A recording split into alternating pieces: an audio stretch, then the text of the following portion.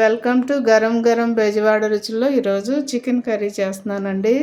30 KG chicken తీసుకున్నానండి. Chicken curry ఎలా చేయాలో చూద్దామండి. ముందుగా కళాయి పెట్టుకొని మనం తగినంత ఆయిల్ వేసుకోవాలి. నేను 30 కేజీకి వేసానండి. ఆయిల్ హీట్ ఎక్కిందండి. ఉల్లిపాయ కరివేపాకు వేస్తున్నాను. కొంచెం కరివేపాకు ఎక్కువ వేసుకోండి. ఏ కూరలోనైనా కరివేపాకు ఎక్కువ వేసుకుంటే ఇది చక్కగా మన తలకి వెంట్రుకలు కూడా బాగా పెరుగుతాయి. ఆరోగ్యానికి ఆరోగ్యం కదండి. అందుకని ఏ కూరలోనైనా కరివేపాకు కొంచెం ఎక్కువే వేసుకోండి. చూడండి, చికెను వేసేస్తున్నా అండి. ఉల్లిపాయ వేగిపోయింది కదా, ఇప్పుడు మనం చికెన్ వేసుకోవాలండి. ఎందుకంటే చికెన్ కానీ లేకపోతే వెజ్ అయినా నాన్ వెజ్ అయినా కూడా కొంచెం ఆయిల్లో వేయితే బాగుంటుందండి. అప్పుడు కర్రీ చాలా బాగుంటుంది. అంటే మనం ఫిష్ అంటే మామూలుగా వేసేస్తాం, కానీ చికెన్ కానీ మటన్ కానీ ఏదైనా కూడా మనం నాన్ వెజ్ చేసినప్పుడు కానీ వెజ్ కూడానండి ఆయిల్లో వేగితే చక్కగా ఉప్పు పసుపు అన్నీ వేసి ఆయిల్లో బాగా మగ్గబెడితే కూర సూపర్గా ఉంటుందండి. ఇలా ట్రై చేయండి తప్పకుండా మీరు. సో ఇప్పుడు కొంచెం పసుపు వేస్తున్నానండి. నేను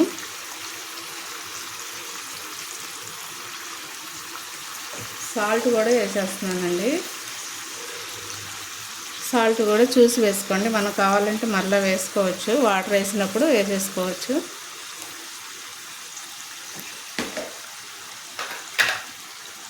ఇలా వేయటం వలన ఏంటంటే చక్కగా ముక్కకి ఈ సాల్ట్ పట్టేసి బాగుంటుందండి. మనం తినేటప్పుడు కూడా చక్కగా నోటికి టేస్ట్ బాగుంటుంది.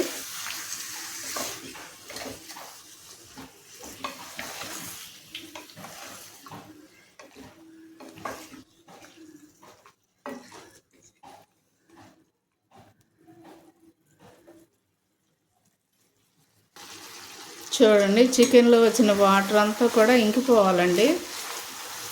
ఇంకిపోతేనే కూర బాగుంటుందండి. చూడండి, ఇట్లా చక్కగా చికెన్ చూడండి అలా ఆయిల్లో బాగా మగ్గిపోయిందో. ఇప్పుడు నేను అల్లం వెల్లుల్లి వేస్తున్నానండి. చూడండి, దీనిలో అల్లం వెల్లుల్లి ఉల్లిపాయ కూడా కలిపి పట్టానండి నేను. సో అది వేస్తున్నాను. ఇదిగోండి. అలాగే 2 టమాటాలు కలిపి పట్టేసానండి, అది కూడా వేసేస్తున్నాను. ఇవన్నీ కూడా చక్కగా ముక్కకి పట్టించేసి సిమ్లో పెట్టి మూత పెట్టేసేయండి. ఇంక ఇప్పుడు ఫుల్ పెట్టొద్దండి, ఎందుకంటే వాటర్ కూడా దీనిలో తగ్గిపోయింది కదా చికెన్లో. అందుకని ఇప్పుడు మనం ఫుల్ పెట్టామనుకోండి, ఈ అల్లం వెల్లుల్లి వల్ల తొందరగా అడుగంటిపోయిద్ది. ఇలా పెట్టేసి సిమ్లో పెట్టి మూత పెట్టేసేద్దామండి.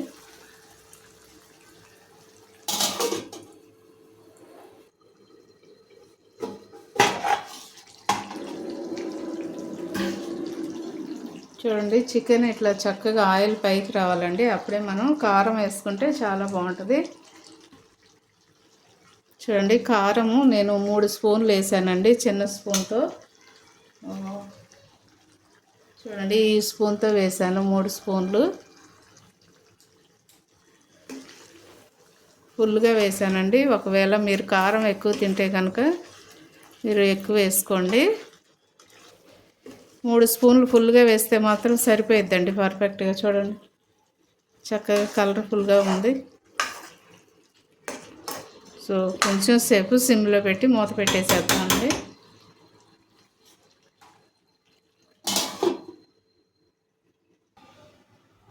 చూడండి, ఒకసారి మూత తీసి చూద్దామండి.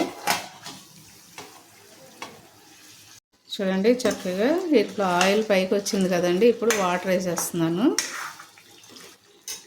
కొంచెం జార్లోనే నేను టమాటా వేసాను కదండి, దానిలోనే కలిపి వేసేస్తున్నాను.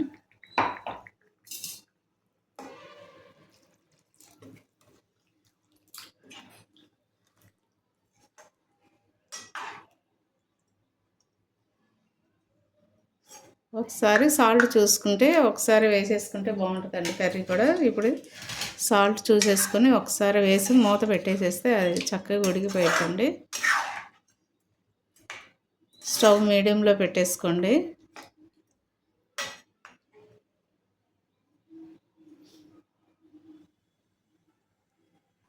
చూడండి కొంచెం సాల్ట్ తక్కువైంది, వేస్తున్నాను.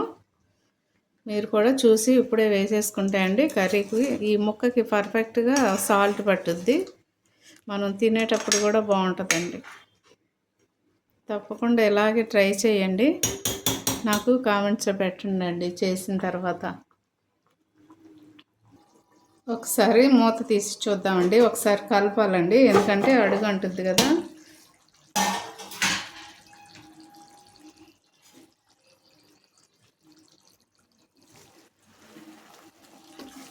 చూడండి కర్రీ రెడీ అయిపోతుంది. చికెన్ కర్రీ కూడా ఎప్పుడు కూడా ఇట్లా ఉండాలండి, ఇలా ఉంటేనే కూర టేస్ట్ బాగున్నట్టు మనకు ఉడికేటప్పుడే తెలిసిపోతుంది. కూర బాగుంటుందా ఈరోజు బాగోదా అనేది ఈరోజు మనకి ఉడికేటప్పుడే తెలిసిపోయిద్దండి. నేను కొంచెం ధనియాల పొడి వేస్తున్నానండి.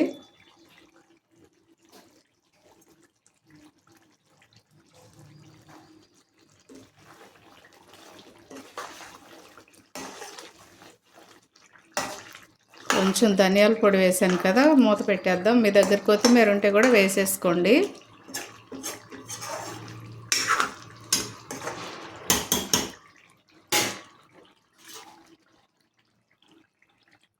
చూడండి చికెన్ కర్రీ రెడీ అయిపోయిందండి. చూడండి ఎంత కలర్ఫుల్గా ఉందో. సో ఇలాగే మీరు కూడా ట్రై చేయండి, నా కామెంట్స్లో పెట్టండి. అలాగే మా ఛానల్ని మర్చిపోవద్దండి. గరం గరం బెజవాడ రుచులు. సబ్స్క్రైబ్ చేయని వారంటే సబ్స్క్రైబ్ చేయండి, దయచేసి షేర్ చేయండి, లైక్ చేయండి. Thank you.